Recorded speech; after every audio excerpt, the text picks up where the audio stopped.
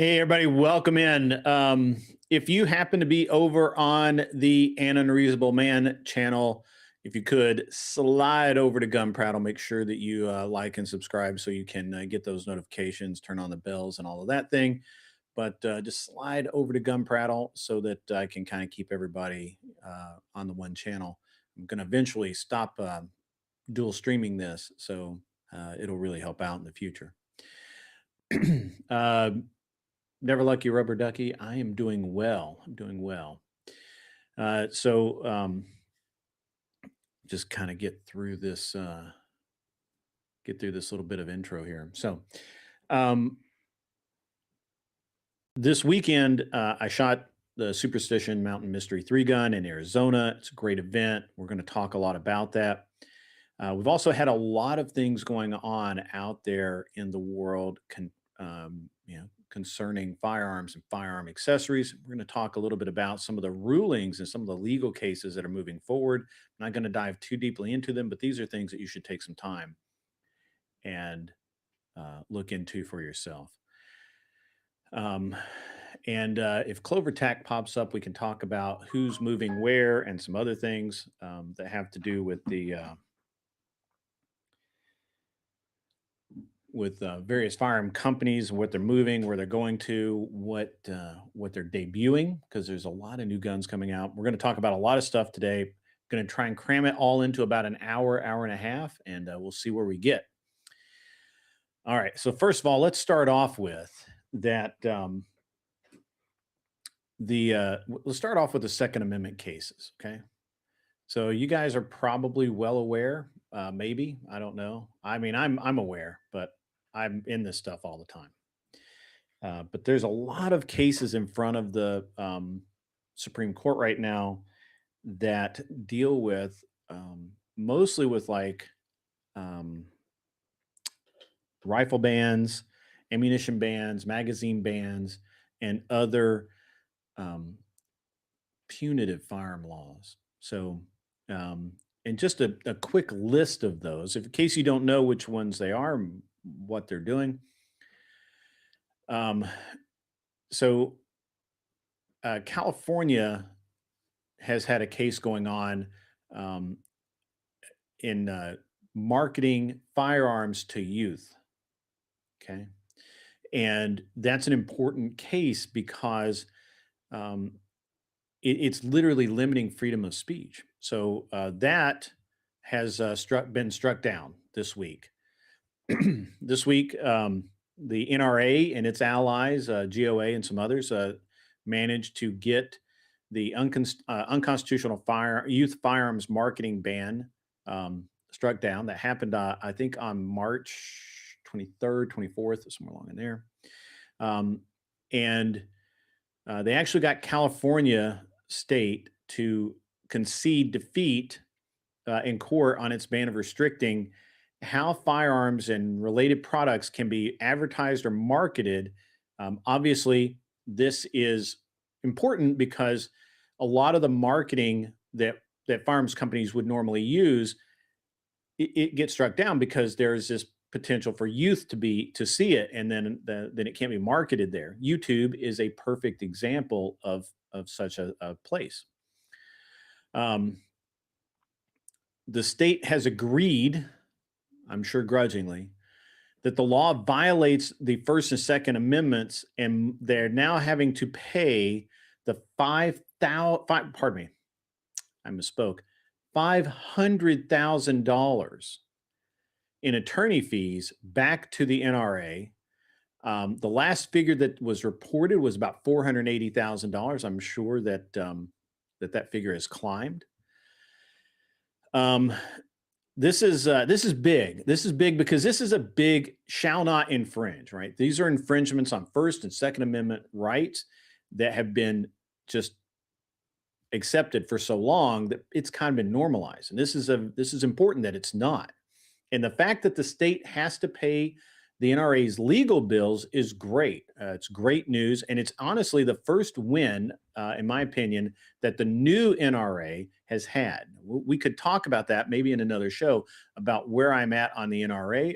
Previously, you may or may not have heard me talk about how I don't like the NRA. I haven't liked the NRA for a long time because, in my opinion, they actually work against um, you know, gun owners, and they're the first ones to give a plan out, or they used to be the first ones to give a plan together that restricted firearm rights in some way.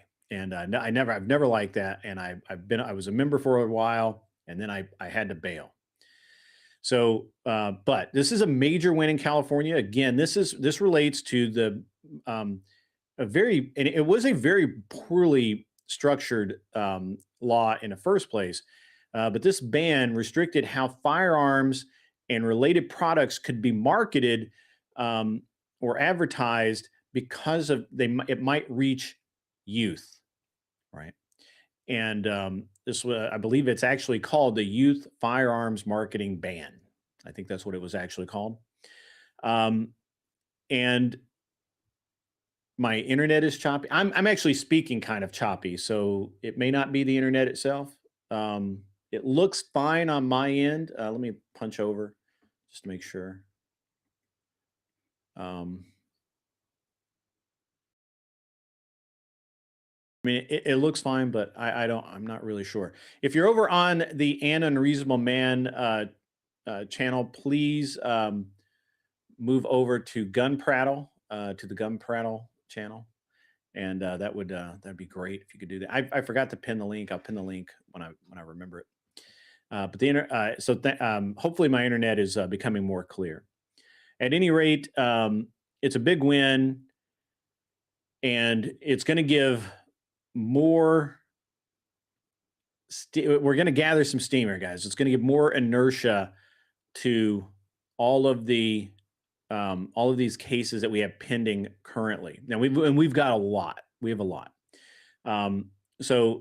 Similar wins have been noted by groups like the Sportsmen's Alliance. They've won. Now the Fifth Circuit has also just affirmed a felon in possession conviction, but the concurrence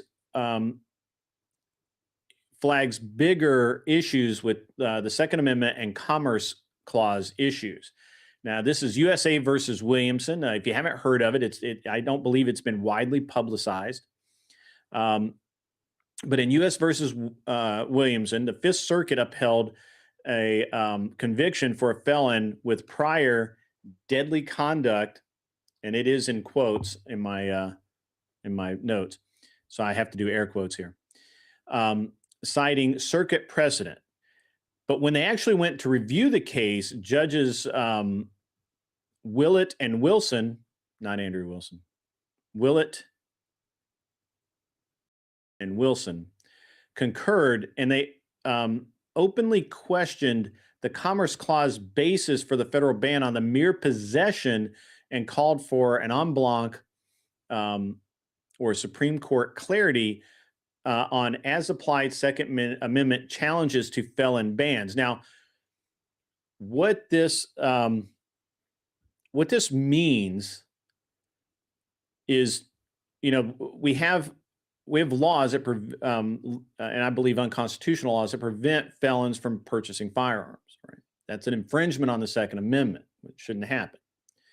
Obviously, while they're locked up, for sure, they don't get firearms while they're locked up. But once they're out, they've served their debt to humanity, in theory, and their rights should be restored. And this comes into an area where mere possession of a firearm by a felon, is that really? Is that really something we want to have stand? And I don't think it is. It takes away the self-defense of someone who has done their time, their right to self-defense. And I kind of fall both ways. On the one hand, I really don't want bad people to have guns, but on the other hand, I honestly believe, I'm a constitutionalist, and I believe the Constitution says what it says. So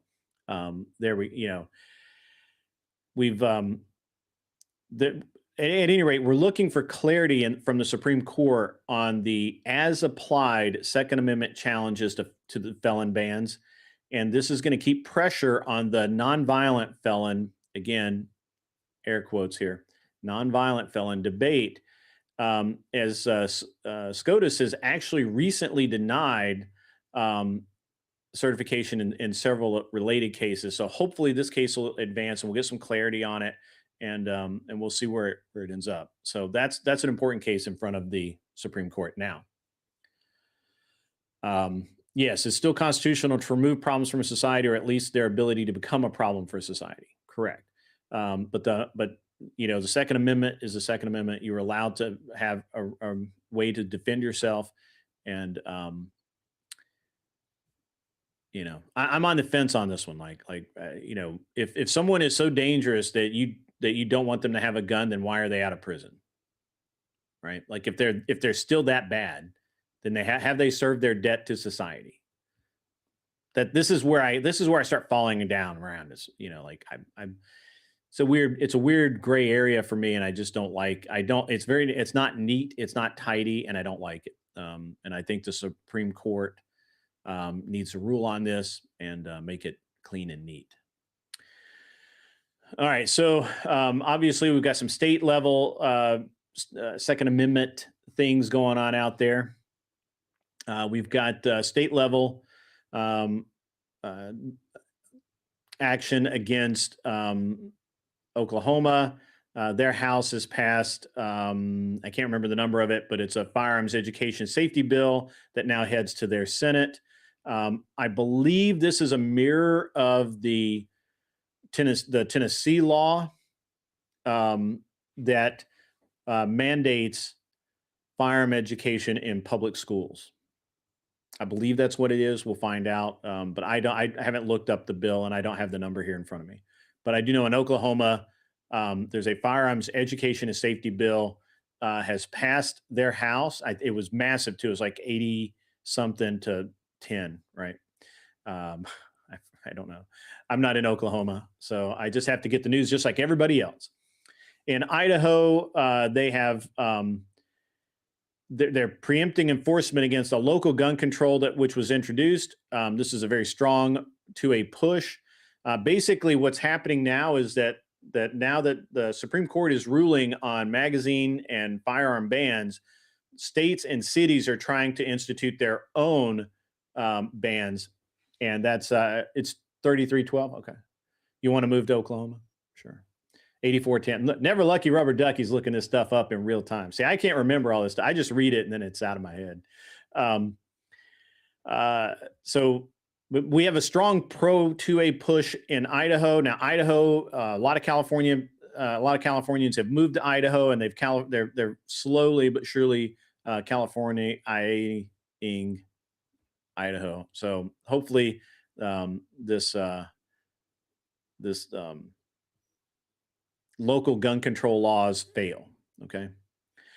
In Kentucky, my neighbor to the north of me, they just had a Senate hearing scheduled for one of their bills, which is strengthening the firearms industry liability protection. This is important because there's been a lot of attempts to undermine the protections of firearms manufacturers, especially at the state level. And that's one of the reasons why so many firearms manufacturers have moved to Tennessee, and Kentucky it looks to me like Kentucky wants a piece of that action, and they're going for it. So that's what's happening there. So now on the losing side of this, we have Colorado, the formerly great state of Colorado, is coming up with a final bill, a final vote, I believe, in their House on a bill that basically outlines greater and tighter regulations on firearm parts and components. This is actually going to screw Coloradans harder. Magpul's already mostly moved out of there. If they go through with this bill, Magpul will completely pull out of Colorado. There's a bunch of firearms industries in Colorado. Thunder Beast will move to Wyoming if they haven't already. They make suppressors. There's a lot of stuff, a lot of things going on here in Colorado that I think they're losing, and I think they're going to end up in a rough spot, to be honest with you. We'll see. And what's really going to happen is if they continue to pass these regulations, it'll make it to the Supreme Court. They'll get overturned, and the states will have a real problem down the road that are doing these things that are anti-constitutional. Because the Constitution does take precedence, right? States' rights. I'm all for states' rights, but the Constitution does take precedence.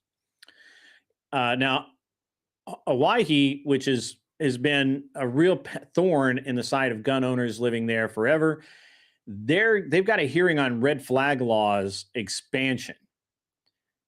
Not only do they have them, they want to expand them, and this is a lot of this, guys, is a reaction to what's going on in the Supreme Court, where the Supreme Court is striking down magazine bans. They're looking at striking down rifle bans, and that's looking closer than ever to passing.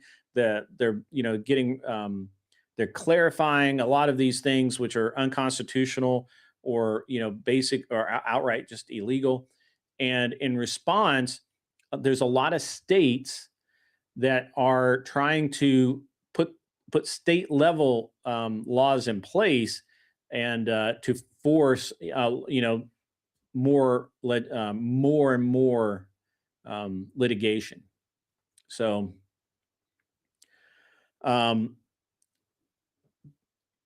we have to keep in mind that there's just a persistent creep at the federal level.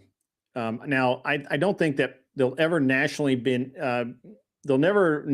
able to ban firearms or even a type of firearm again.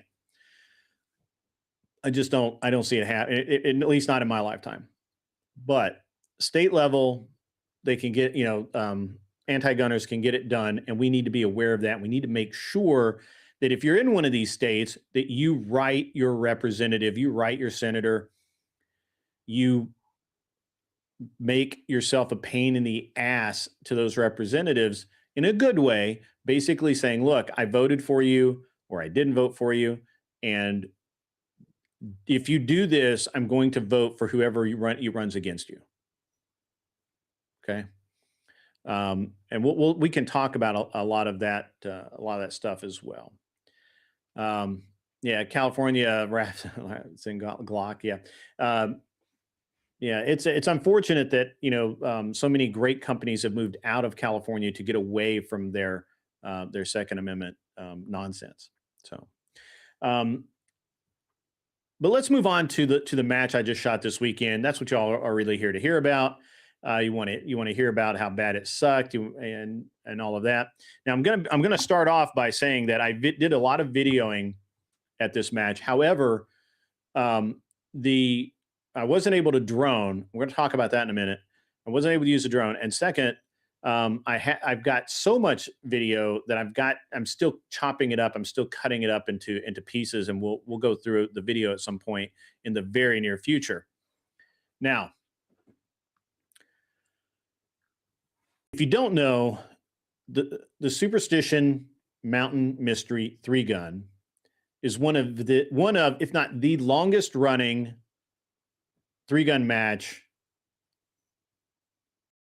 yet. I mean, it's the oldest one, right? It doesn't precede the Soldier of Fortune matches as near as I can tell, but the Soldier of Fortune matches were never really a 3-gun match. But obviously we consider the Soldier of Fortune matches to be the origin of 3-gun as we understand it. So,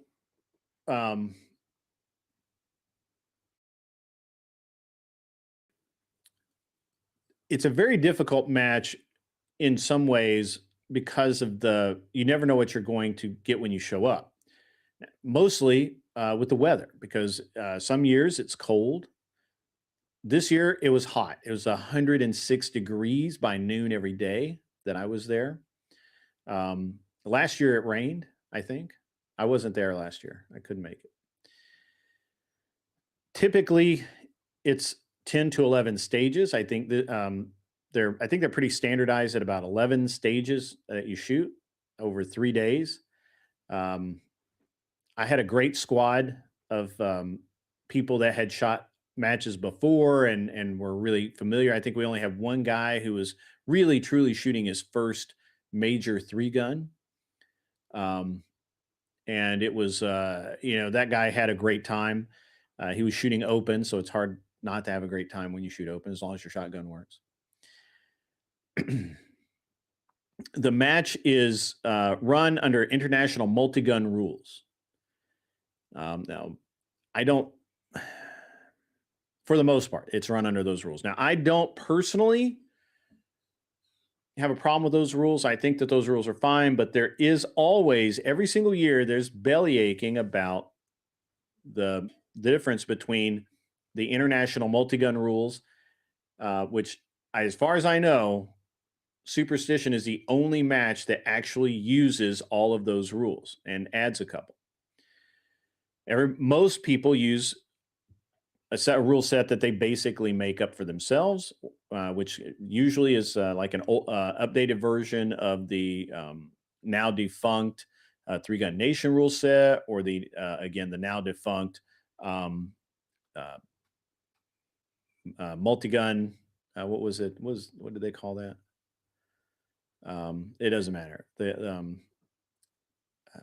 Pete Renzing's multi-gun series. His rules were great. I actually like them. Now we have PCSL. They have their own rules. But the rule set is run under international multi-gun rules. It's a pretty standard rule set. Nothing surprising. But you do need to be aware of some things and some things that they change. For example, last year there was a big kerfluffle, if you will, about a shooter who burned a round into the berm. Now, I thought this was settled about 15 years ago, but apparently it was not. So 2012, when I started shooting three gun, there were matches that had a rule that you could not burn a round, right? So if you had one round left in the gun, you couldn't just shoot it into the berm or whatever.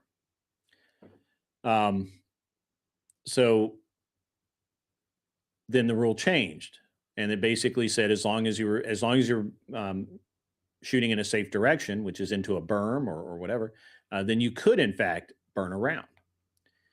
So, but last year, and a lot of rule sets read like this. Last year, the guy who I either won or was next, not too far down from winning, burned around, became a huge deal. And this year they actually they put a rule in to cover it that if you were going to burn around, it needed to be at where a target was. Like you had to actively be engaging something that looked like a target. And they have a lot of rules here.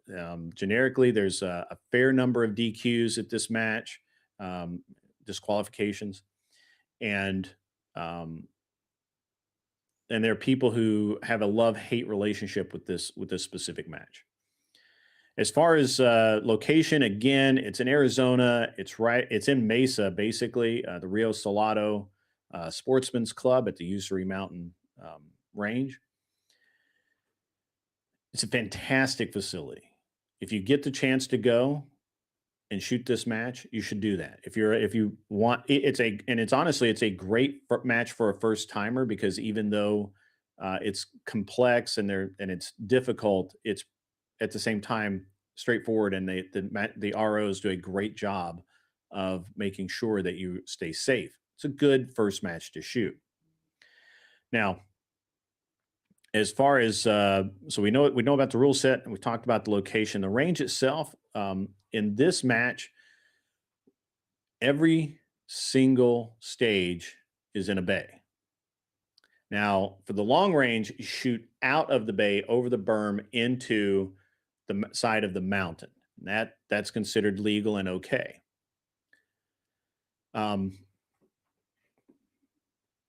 It's a big range. It's it's just physically, it's just a huge range. And you see, a lot of places use more or less drive to. And you're still going to have to walk. It is what it is. Just going to pause for a minute. Leah Bo, what is this, Leah? I'm not familiar with you. Do I know you? Leah Bobea.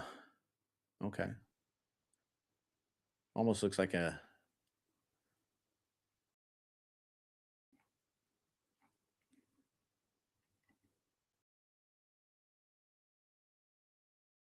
It almost looks like a Anson Knowles thing, but probably not. Anyway, all right. Well, welcome, Leah. Welcome to everyone who's in that I didn't say hello to because I was monologuing there. I've got to get back to the monologue. And again, welcome. Welcome to the show.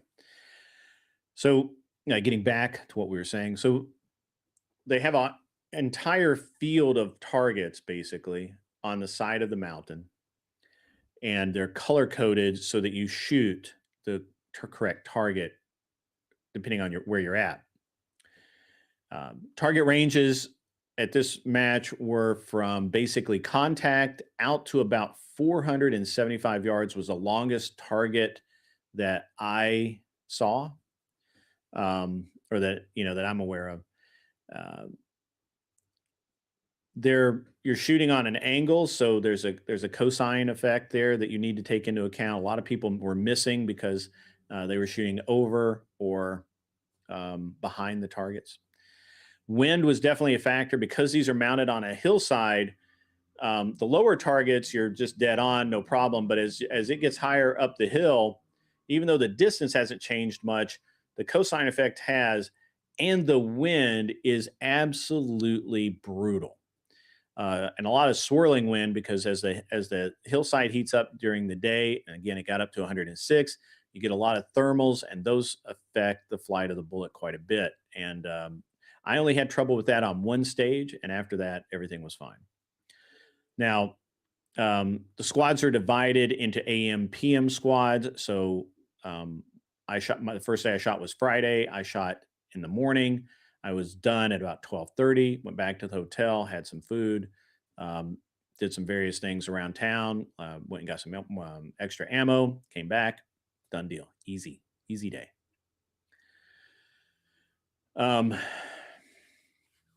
As far as the location's great. There's plenty of access to sporting goods stores. If you needed anything, it's right there. And you're not, unlike a lot of matches where we're an hour away from anywhere. I was 20 minutes from the Phoenix airport, I think, while I was at the range. So really, really convenient in and out access. I flew in. The flight was great. I'll probably do a different show on the flight to and from. It was honestly pretty easy. The stages were good and challenging, a good mix of 2-gun and 3-gun stages with no single gun stages that I saw. Even if you were shooting 2-gun, which is rifle and pistol only, even if you were doing that, you still had the option, or you never had the option to just use one gun. You were always going to use both firearms. I thought that was really cool. So I started on stage 5, which was a pretty cool stage. I will put video up at some point, and we'll even review it at some point. Stage 5 was a combination for me of rifle, pistol, and shotgun. I started with a shotgun. I shot some targets, all steel. When I ran the shotgun dry, I transitioned to pistol. That was my plan all along because I didn't want to reload the shotgun on the clock. Transitioned to pistol, shot the pistol pretty well. Abandoned the pistol, ran to the rifle, and the rifle was we were shooting out of a boat on a trailer and up onto the hillside. So cleaned that pretty well, pretty easily. I did collect a couple of penalties because for an unengaged target, which I just didn't swing far enough right, and I collected I think I hit a no shoot. So I collected a lot of penalties on this match. Stage 6 was another match shooting long range out of the berm after performing some task. Uh, we shot out of a helicopter. I'm not going to go through every stage, but we shot out of a helicopter on a stage. Um, we shot out of an ice cream truck or an armored car. Actually, I guess it was an armored car. Shot out of an armored car. That was cool. So overall, the match was fun. It was really safe. I thought the targets were well presented. Um, they were hard to find. I ran by a bunch of targets, but overall the match was great. It was excellent. It was a really good match. As far as the ROs and staffing, I think the staffing was possibly the best staffing I've seen. Um, the All of the ROs knew what they were doing. They were all very well aware of the differences in rule sets between, say, USPSA, IDPA, and three gun, multi gun. We did have one person on my squad had a very, very near um, a very, very close call with a 180 break. Technically, he did break the 180. In my opinion, they could have called a DQ on him, and I would not have argued it. The only reason they did not is because he was, in fact, in control of the weapon and he was moving properly, and it was down. It was down. It just as he was moving, the natural tendency to swing your arms, the muzzle came up, and that broke. In my opinion, it broke the 180. He did not get DQ'd for it. I thought the ROs were good. Afterward, the RO got onto him about it, told him, "Hey, that's something that we could DQ you for," and then we promised to properly heckle him the rest of the match, and we did so. My squad was a mixed squad of. We had some local people who shoot at that range all the time and were really good.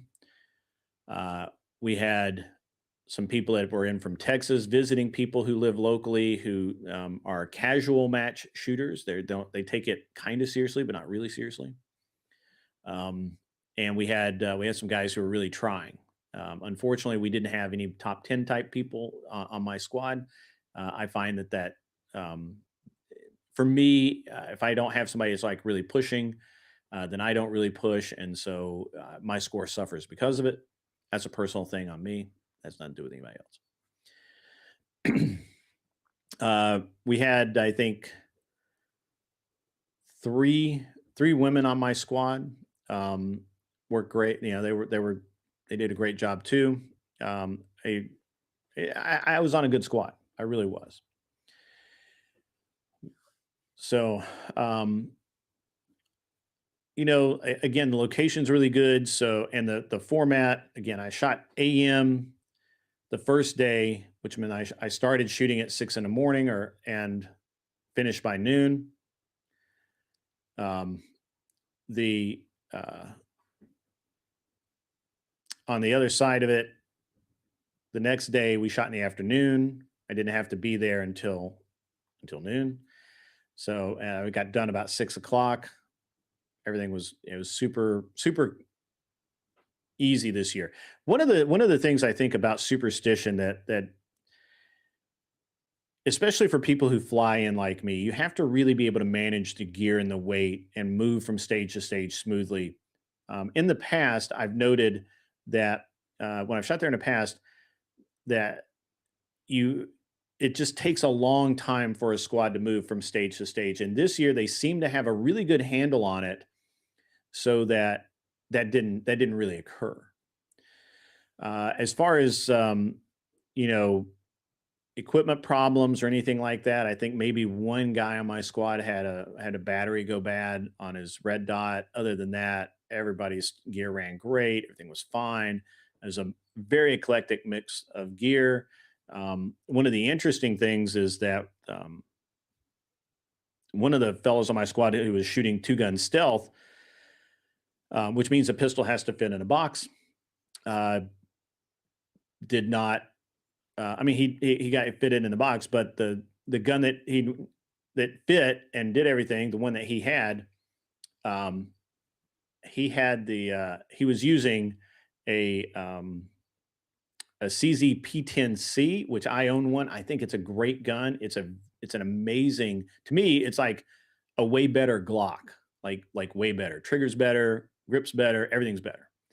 And he shot the whole match drawing from appendix, which I thought was awesome. Really, really cool. Shot the match very well. I have some video of him. I think so. That's, that's good. He shot the match very well. Not again. Unfortunately, I wasn't with a squad. My squad mates really weren't. Um, Unfortunately, my squad mates really weren't like top. I wasn't shooting with people who were capable of top 10. So that doesn't motivate me. So I should have probably been a bit more careful in my squatting just because of my proclivities, but it was a great squad. We had a lot of fun. Um, and so now we'll move into, some of the more other aspects socially. Everybody got along. I didn't have any problems with anyone. The shit talking was an amazing portion of this year's um, match.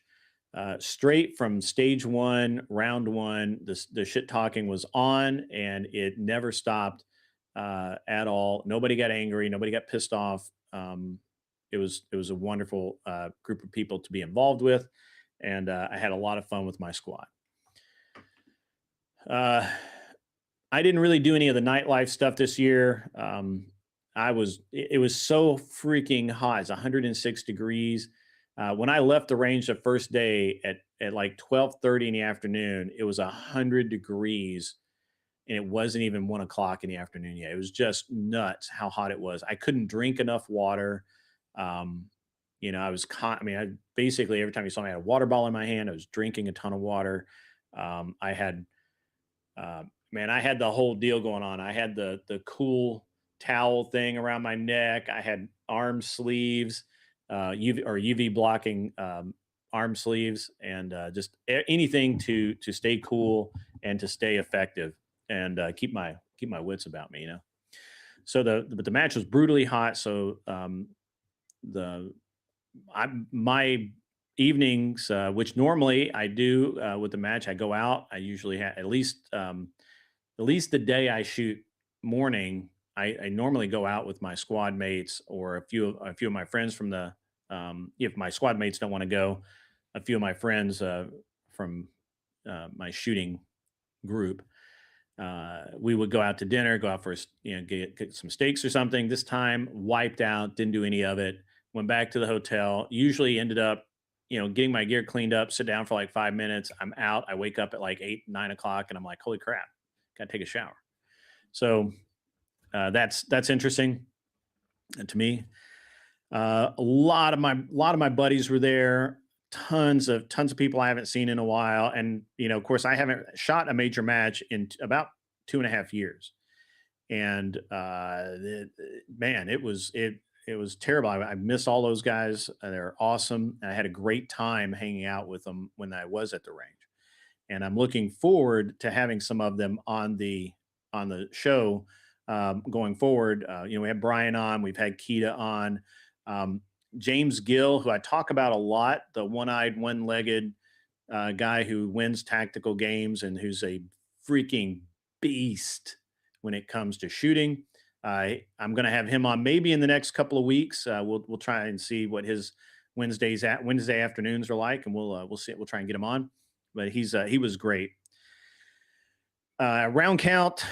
Uh, I basically shot almost exactly the right round count.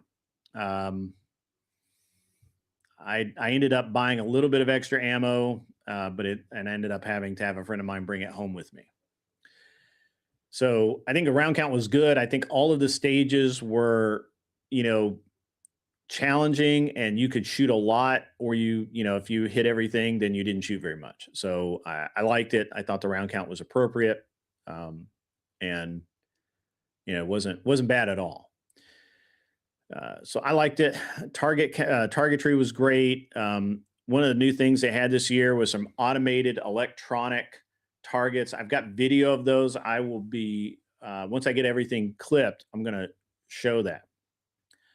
As far as my personal gear, yeah, we can go through my personal gear. So we'll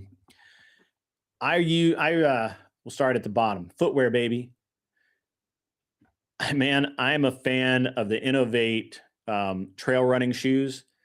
I used to be a fan of the Solomon trail running shoes, but their toe box tends to be a little tight. My feet hurt.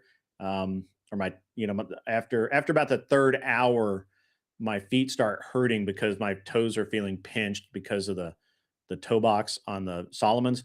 Your feet may be different. Solomon's a great shoe. It's probably the de facto three gun, shoe. But I run the Innovates. I will run the Innovate Rock Light, I think is what it's called, trail running sneaker, or I will run the Rock Light hiking boot or trail running boot. I don't need the ankle support, so it doesn't matter. I wore shorts 2 days because it was so bleeding hot that I wore just regular I wore the Blackhawk like tactical pants, whatever they're called. I don't know what to call them, but wore those. Kind of comfy, a lot of room, a lot of airflow. The air moves through them pretty well, but still soaking hot, or soaking with sweat, so hot, just terrible. Of course, I wore my standard pistol belt, which we'll end up talking about going through my gun belt. My gun belt's pretty rad, actually. I wore my standard shooting shirt. It's got all my name and all that kind of stuff. I wore that 2 days, and the first day I wore one of my new polos that are like super breathable. It's like a tech material polo, and a hat. I wore a hat, and I kept the cool shirt around me. I wore the UV sleeves with elbow pads in them. One of the things that I don't think people realize is when you're out there in the freaking desert and the sun's been shining on these objects all day, and you run up and you put your arm down on the hood of a car, or you brace up against a fence post or whatever, that shit's hot. It's hot. I mean, it's hot. And I watch a lot of people, get into a position and that elbow just pops up right back up because they're burning it. So I get these, I don't know what sport they're meant for, probably like table tennis or something, but I got these UV sleeves that have a pad, like a elbow pad in the elbow, so that when I go when I get in there, I've got some protection, and I don't get burned. And so that's important. I had knee pads with me if I ever felt like I needed to go into a kneel in the gravel or anything like that, but I didn't. I never had to. When we were in the helicopter, and by helicopter I'm talking about, it's not a functional helicopter. It's just a fuselage of a helicopter that was donated or whatever. And we got in the helicopter. Fortunately, I was shooting it in the morning, so it wasn't super hot. The metal hadn't absorbed a ton of UV, and it hadn't, wasn't, basically a griddle at that point. So I was able to not really worry too much about getting burned. But when I went into the kneel, there were some people who were using knee pads, and I think that's great. You should if you need them. But I didn't, because I just didn't need to. It wasn't a position I needed to. Now there was a stage where I felt like I was going to kneel into gravel, and I hate that. I really hate it. And so I put on my knee pads and went to work. Golf cleats I don't think would work very well. There's the golf cleats I just don't think would work.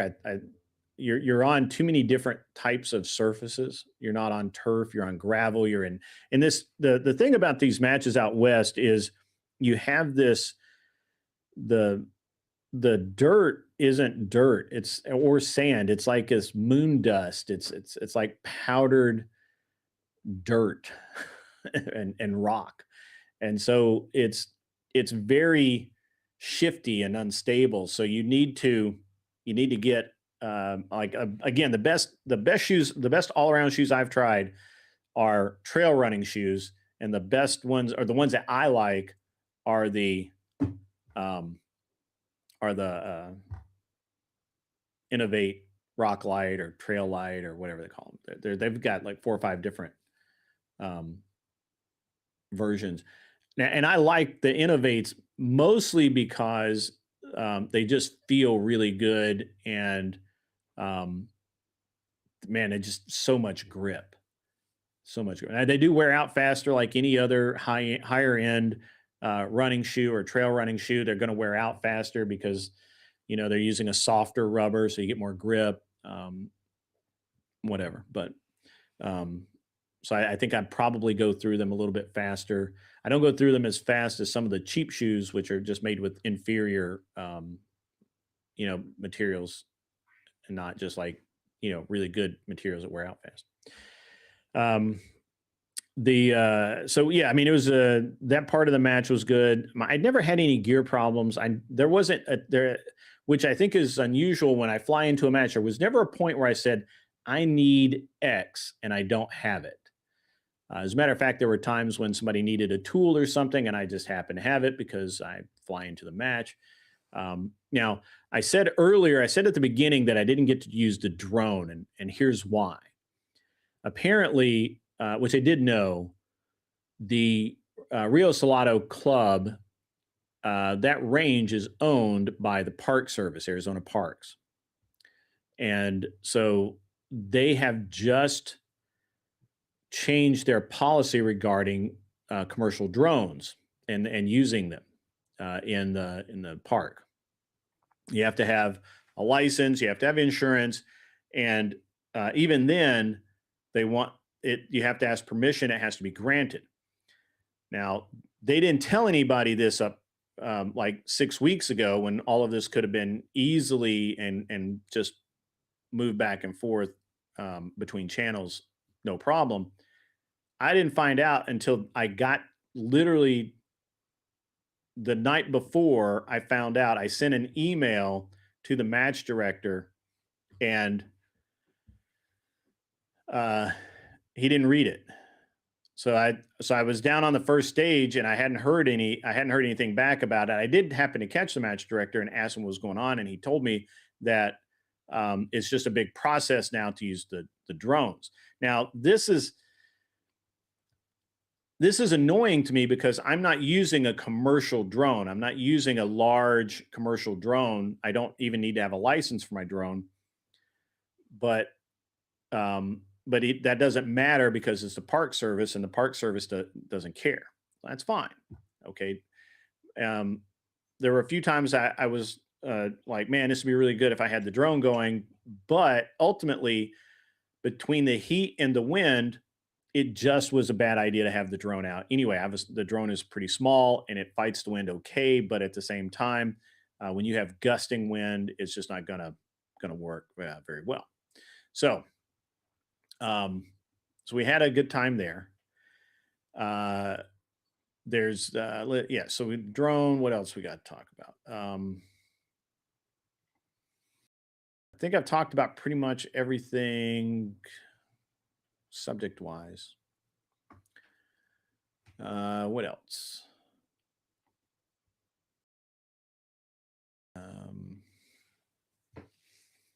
That the scoring was good, no problem with scoring. They were using um, conventional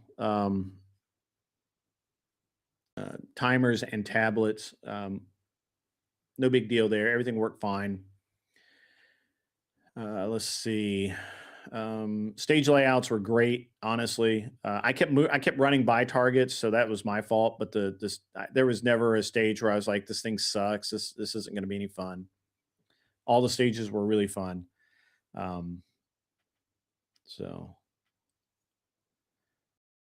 and we've got What else?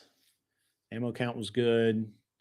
A lot of people the first day had some issues because they were shooting two guns. Let's talk about the divisions that they had at this match. So, um, typically in three gun or multi gun or whatever, you have a class that's basically open. Sometimes it's called unlimited. Sometimes it's called race. It doesn't matter. That's your full on competition guns with, you know, long slides. Um, they typically have huge magazine capacity for pistol. And let's talk pistols here. For pistols, it'll have a long, you'll be able to use basically any length pistol magazine you want. You use a 30-round pistol mag if you want. They're usually compensated. They have red dots. So so an open pistol or a race pistol is basically unlimited. The rifle also unlimited. You get to use bipods. You get to use bags. You can have offset red dots. You can. It's an unlimited rifle, right? There really are no rules. Just has to be 223 or 308, something like that. And the unlimited shotgun is usually a mag-fed shotgun, but there's no limit on capacity. There's no limit on how you load it. It doesn't matter. And you can use a red dot, all of these things, right? Then you have what I shoot, which is what we consider TAC Ops. TAC Ops is a AR with a single optic, a pistol with no optic, and a 140 millimeter mag length for the pistol. And then you have the shotgun is just a shotgun with a tube. Usually holds about 12. They don't care about tube length, but you can only load 9 at the start. And then for the and then they had this year they have a division called Stealth and Stealth 3-gun. And Stealth is a division that this match created and has run with for a long time now. They're the only match that does it, as far as I know. And so Stealth, you can the shotgun, you can do anything you want to the shotgun as long as the tube is like 26.5 inches overall. The pistol can be anything you want it to be as long as it fits in this box that's like 8 by 9 inches or something. And the rifle is basically anything you want, but it you can only use 30-round magazines.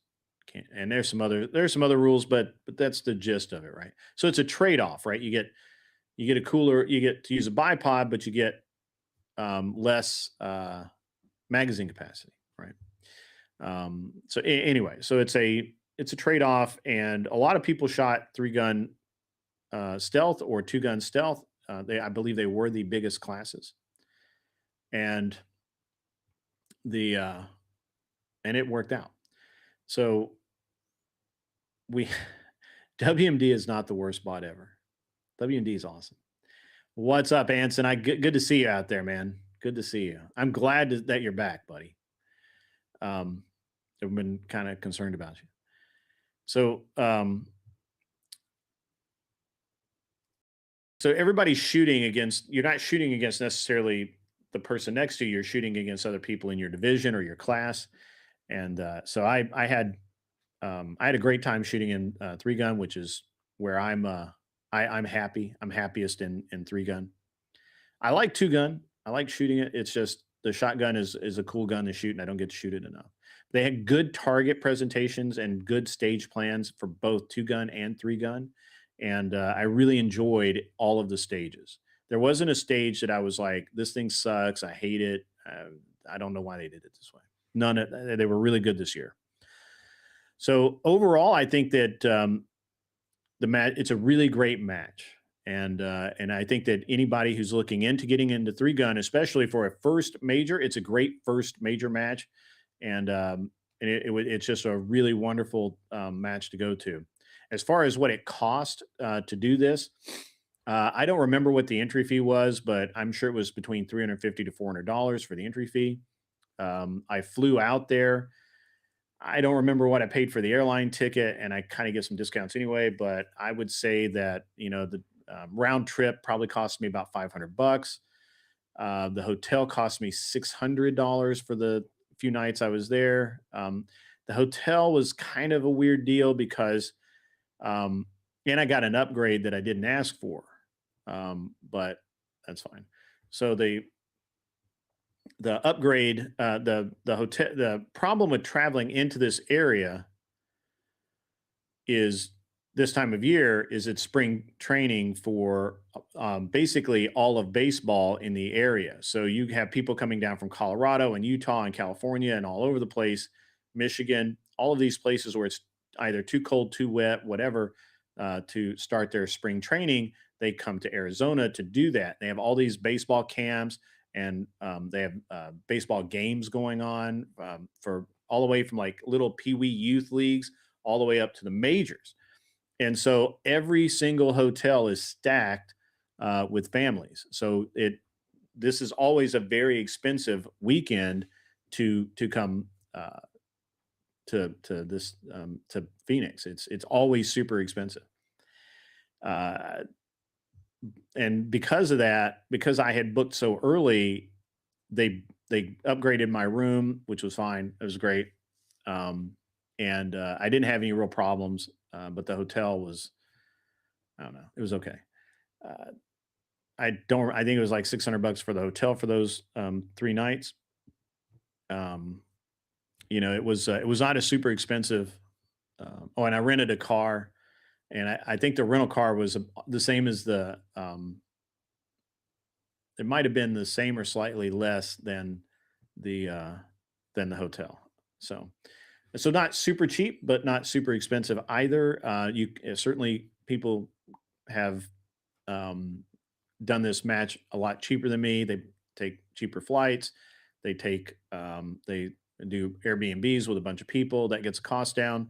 Uh, I think the value for the dollar spent, it's well worth the money if you're trying to shoot these types of events. As far as as far as the guns and everything that I took my 18-inch um, barreled competition gun with the Athlon 1 to 10 scope, and that's a gun that's equipped with the Elftman trigger and all JP bolt and basically all the JP cool stuff for the bolt and bolt carrier and the spring buffer assembly. And what else? I mean, it wasn't a super heavy gun, but wasn't super light, super balanced. So the rifle was great. I took two 36 round mags, which are basically 30 round Magpul mags with MBX base plates. Uh, were great, worked perfect, never had a problem. Never really needed more than two mags, so that was fine. I actually only ever needed one mag. I never even went to my second mag, I don't think. And for the pistol, I took the Bull SRS, so it was great. And that gun ran perfect. Not all of my guns ran perfectly fine. I didn't clean them the whole time I was there. I didn't even with the super sticky, super fine moon dust. All the guns ran perfect. I had uh, I did okay on all of the long range. Could have been a little better. Could have been less, but that's fine.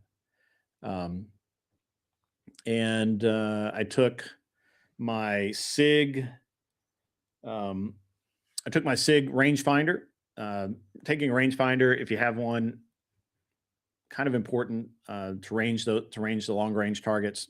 I wouldn't forget it. I took all my normal stuff again: gun belt, I took a small toolkit, nothing fancy. I took a bunch of camera stuff because I did get a lot of footage. I had a camera on the rifle and a camera on my hat, so that worked out pretty well. Um, I had, you know, um, and didn't I just not a ton of gear. You know, it worked out really well. If I had to do, if I One of the things I would have probably have taken with me is I probably ought to have taken a drum mag with me. I didn't. I should have. Um, and that's it. That's it. I might have. I'm. I was counting on a 600-yard shot this year. We didn't get that, so I probably know if I knew in advance it was only going to be 500-yard longest shot, I would probably take my other 18-inch rifle with the Night Force scope on it. So um, the I didn't forget the ammo. For ammo, now normally I fly with ammo, and I take my match ammo with me because it's a hand load. My gun runs it perfectly, the recoil's low, and all of that.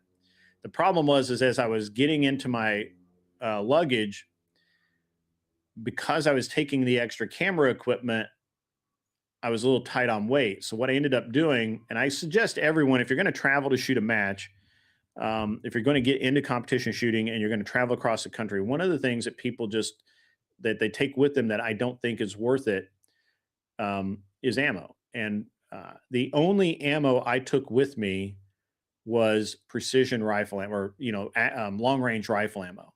Everything else I ended up just buying because the um, the 5.56 um, what we call hoser ammo, blaster ammo, the 55 grain 5.56 ammo costs the same in Arizona that it does in Tennessee, and I didn't have to carry it. The same thing.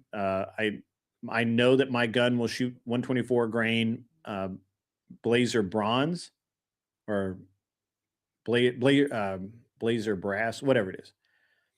Costs the same in Arizona it does in Tennessee, and I don't have to fly with it. Shotgun shells are super heavy, and I never fly with them. Same deal. I just go in, I get Remington Nitro. Shotgun shells, super easy, no problem. I also carried slugs. I can't always make sure that I get slugs, but um, so I do carry those. But I bought buckshot when I got there, so no problems there. Worked out great. And I think that a lot of people get into their heads that they have to carry all this stuff with them when it's probably just cheaper not to take it with you. Especially like if you're carrying a big case of ammo in your car that weighs like an extra 50 pounds or 75 pounds, that hurts your fuel mileage even a little bit if you're driving. Because my friends did drive from Tennessee to Arizona. I'm really waiting to sit down and look at the cost and see which one of us saved money. I think I probably saved money. They drove 2 days out there and 2 days back, plus hotel rooms and everything else. I didn't. So I think flying makes more sense in a lot of cases. Anyway, and I made a video about that. You can check it out on the channel. It's pretty good. Overall, the match was great this year. I really feel like the staffing was way better. I think the for the most part, I didn't have any complaints about the match whatsoever, which is unusual for this match. This match has a history, and the history is sorted. So I'm glad that this year I have nothing bad to say about the match whatsoever. The only thing that I would really, really like to have seen done is I personally, and this is just my personal bend, I personally would have liked to have had a little bit more contact up front because all of the contact was basically week of, and that's tough because people have already made plans. They've already a lot of people are already driving to the match, and they suddenly get all of this communication. So I would have preferred the communication be a little bit different. I would have preferred To some degree, I would have liked a little bit different stage setup, but not nothing critical.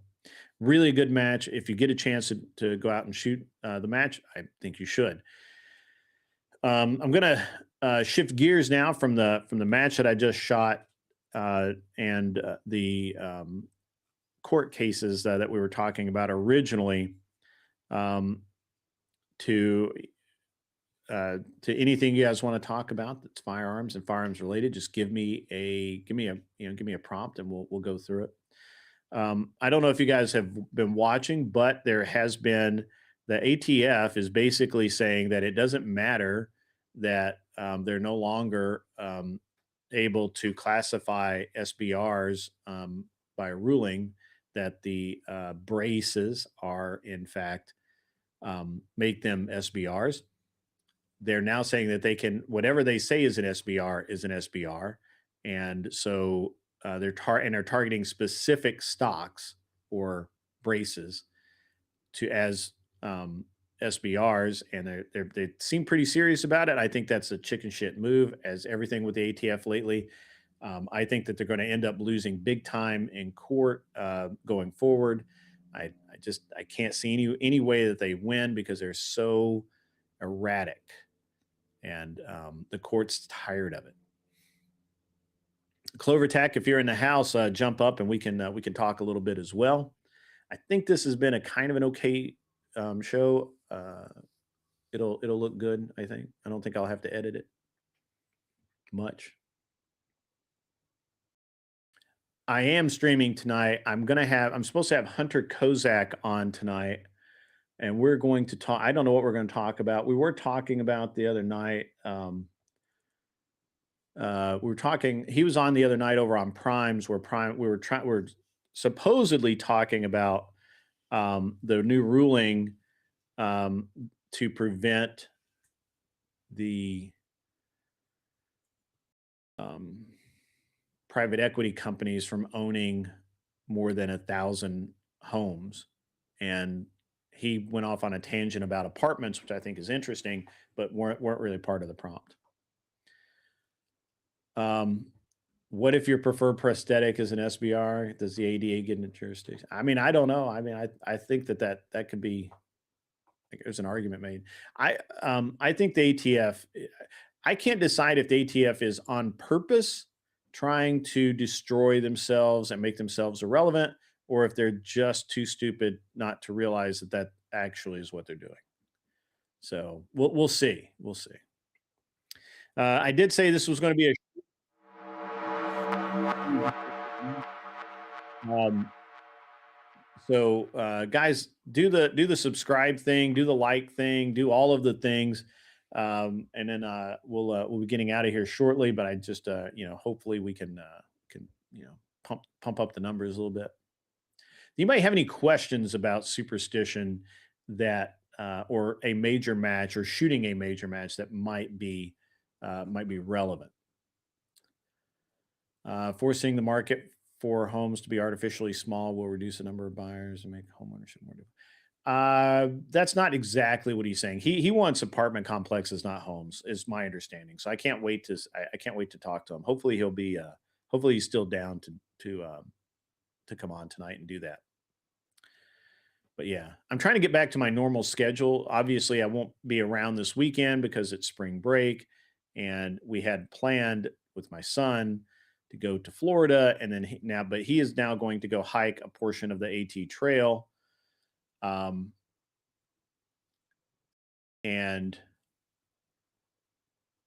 we're going to Florida.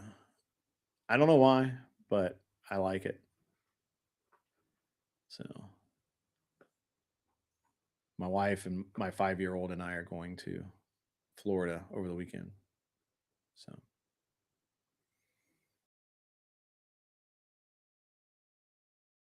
So there we go. Yep, that's that.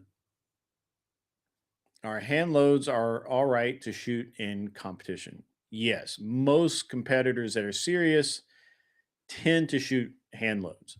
And it's on you if they blow up your gun or not. Like, try not to, right? Like, don't do that. Don't blow it up.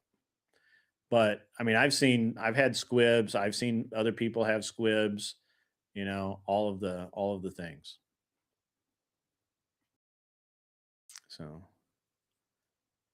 Florida is fake. It is. I mean, baby. So Clover Tack, are you out there? Where you at, Clover Tack? He probably just came in to get a sandwich, and then now he's back out goofing off.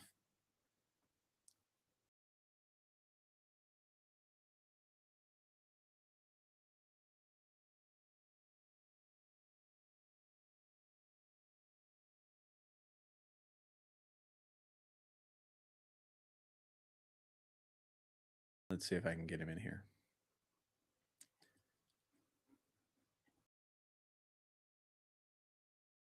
Where have you been, Anson Knowles? I'm very very curious.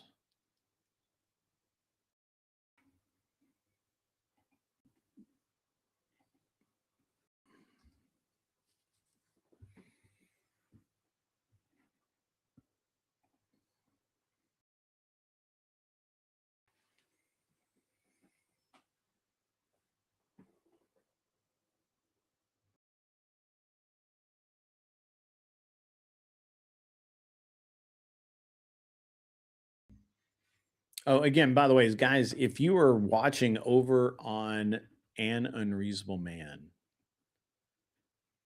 please jump over to Gun Prattle and subscribe there. Turn on the notifications and all of that. And yeah, just do that stuff. Anson, that is an acceptable excuse. That is awesome. Very cool, man. Very cool.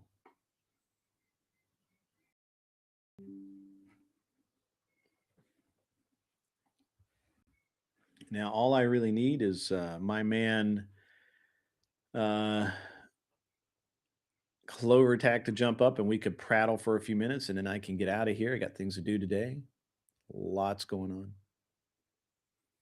I do apologize for the erratic schedule over the past few weeks with my mom passing away and the season starting and all of that. It's been tough to keep a regular schedule, but hopefully going forward it will be more normal and less erratic. Now, again, yeah, all you got to do is do the like and subscribe and notification thing, and you will get a little sign that I'm live or that I've posted a video. I probably will not review my video live. I will just post the video from the match once I've finished editing it and making some comments. Hey, Agrillapolis is out there. Good to see you, my friend. Good to see you.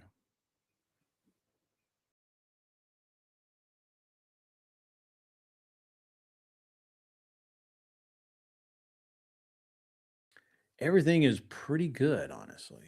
Everything's pretty good.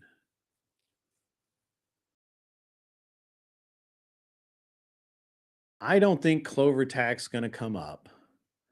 So I think I'm gonna have to, unless somebody has some good questions, I'm gonna have to jump off. If you got some questions, throw them out there and I will try and answer them. Otherwise, I'm gonna have to get out of here. Before I go, I'm gonna do a book recommendation. I think it's important, um, not just to talk about this stuff, but um, also to help people out, help them learn. And I talk about a few books all the time, like With Winning in Mind by Laney Basham, Brian Enos, um, Practical Shooting Beyond the Fundamentals. Um, and I talk about this book here, which is Reactive Shooting Science by Ron Avery. Those three, I think, go out and get those. It will make a difference in your shooting. Also, Dry Fire by Ben Stager. I think that's a really good book. Stager's spelled Stoeger. I think it's a really good book. I'm going to try and have Ben on at some point I sent him an email at the email address that he wanted me to send him an email at, and he did not respond. So I'll have to keep digging at him.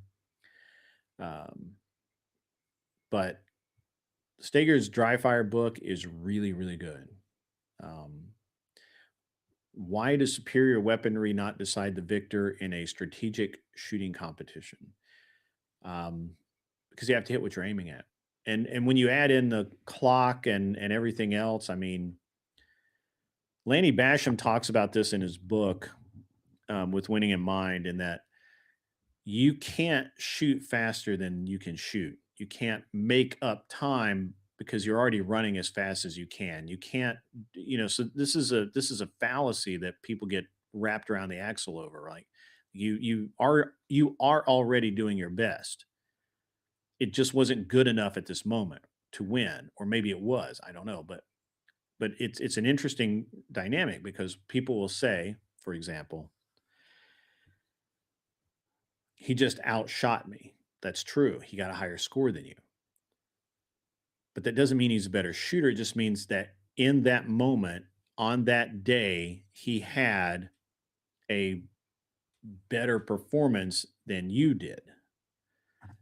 How do I feel about countertop stimulants at the range? Energy drinks, caffeine, nicotine, alcohol, etc. Well, alcohol is banned on almost every range that I'm aware of. Like they will boot you out and may not ever let you back if you bring alcohol on the range. Now, as far as like energy drinks and that sort of thing, hey man, you do you. I think that I think that for some people, like I will drink like a monster or a ghost or a zero C4 or something like that. I will drink a reasonable energy drink occasionally when I'm on the range. I prefer water. I think the problem with a lot of energy drinks is they don't actually hydrate you and they can dehydrate you. So I prefer to be hydrated, and so I drink a lot. I just drink more water when I'm on the range. So I don't know how that helps you. Nicotine, I have no experience with, so I have no idea. Um, but I don't have. I mean, I don't care. Besides, it gives you the shakes. I had a great stage.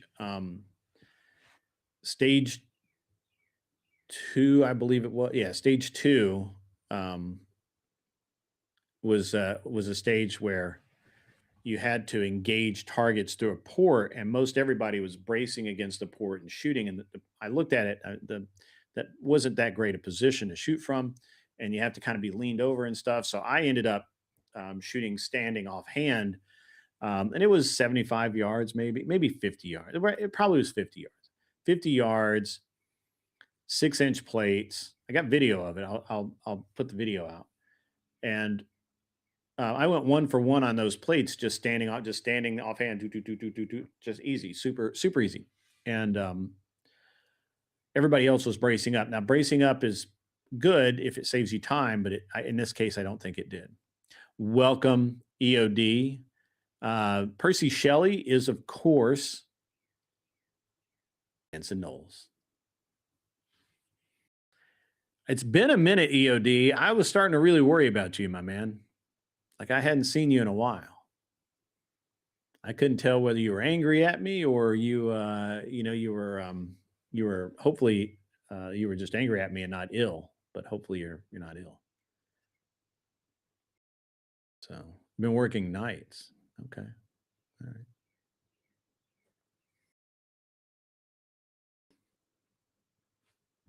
Well, I'm getting ready to wrap up here. Does anybody have any other competition shooting questions or just questions about shooting in general that I might be able to help with?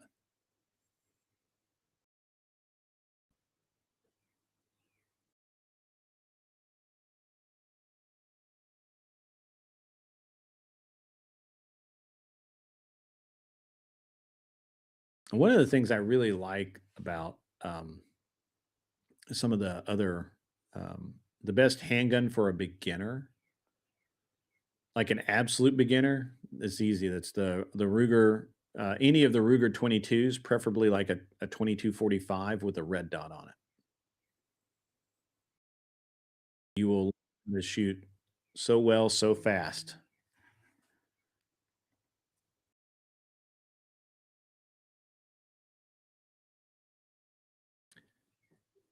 The Walther PPK is not the best handgun for a.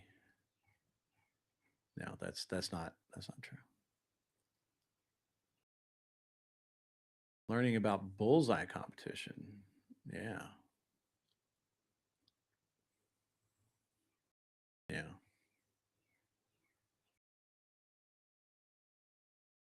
Yeah. No, there's a there's a real reality about when we get into teaching people how to shoot. I used to be one of those people, and I'm sure you guys know people like this, right? That teaching people how to shoot is all about um, the whatever gun you have. It's usually a center fire pistol. It's going to be some kind of um,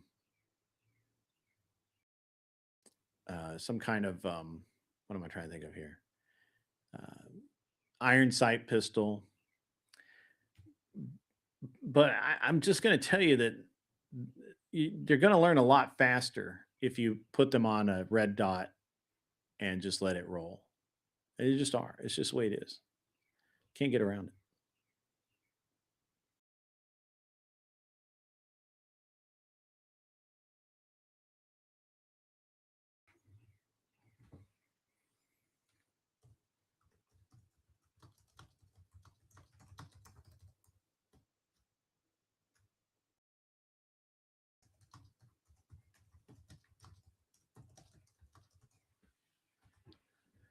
Walther is German for the most part. I don't think they're made in Germany anymore. One of the um, one of the um, no, I think that's it, man. I would a 2245 is, in my opinion, the way to go.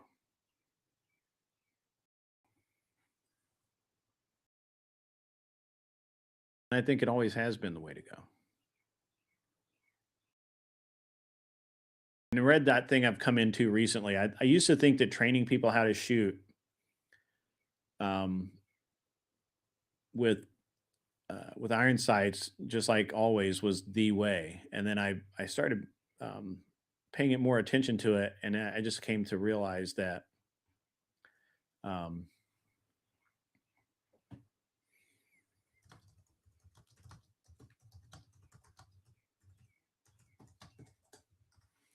sorry guys, I just came to realize that doing the mechanics of um, doing the mechanics works really good. Huh? That's weird.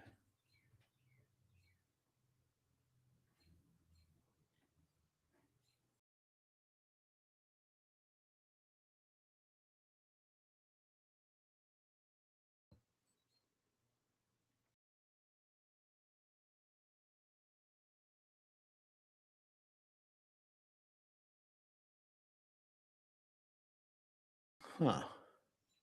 Very odd. Oh wait, I'm in the wrong.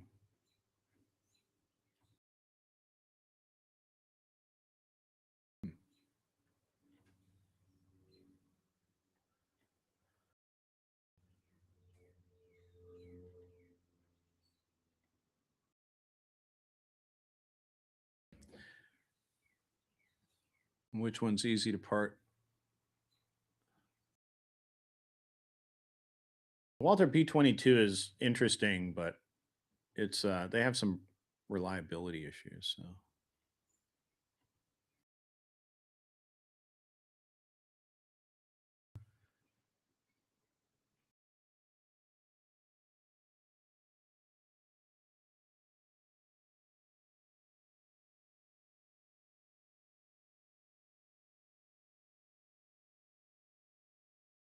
Is there a best version of the Mark series for the Rugers? I like the Ruger 2245 Trail Light. That's my favorite one, but that doesn't really mean anything. It's just what I like. So, all right, ladies and gentlemen, it's 1:30. I am going to get out of here. I can't remember. We had some new people that I'm not super aware of. Um,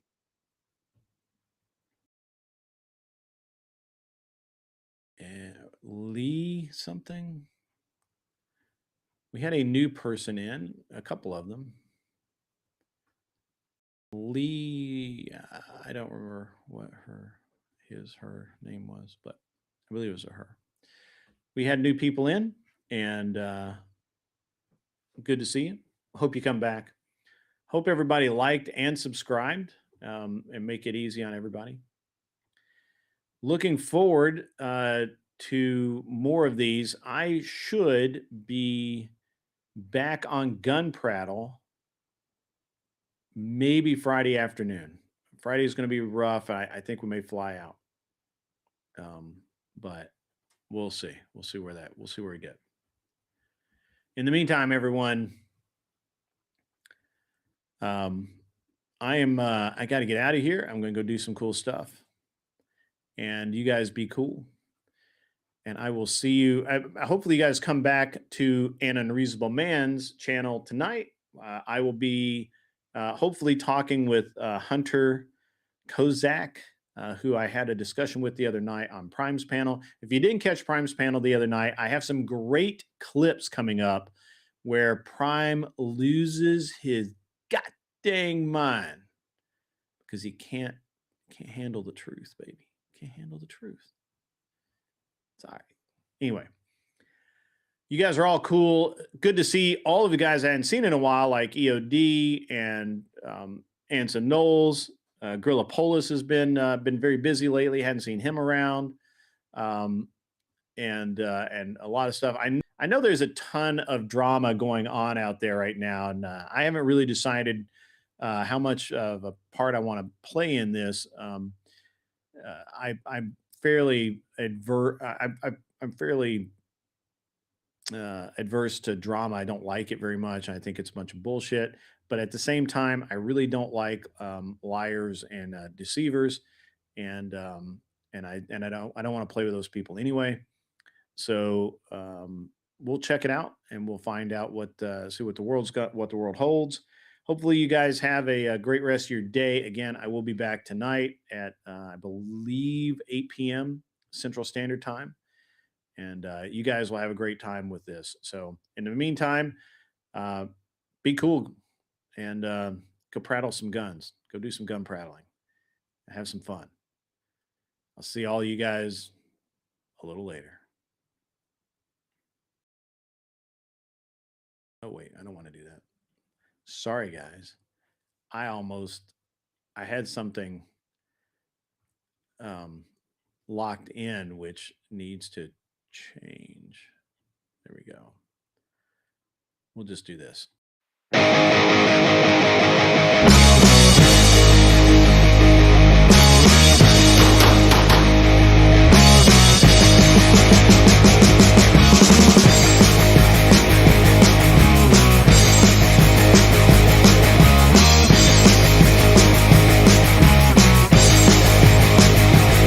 All right.